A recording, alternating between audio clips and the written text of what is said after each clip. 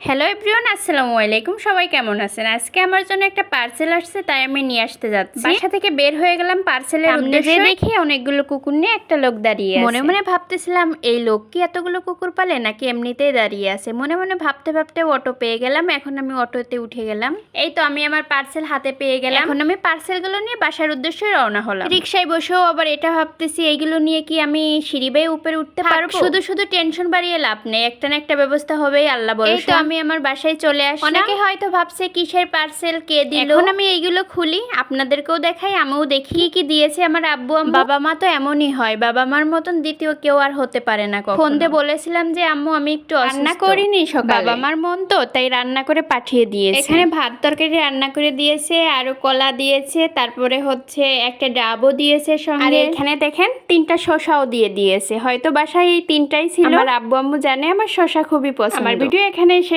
আল্লাহ হাফেজ, ভালো থাকবেন।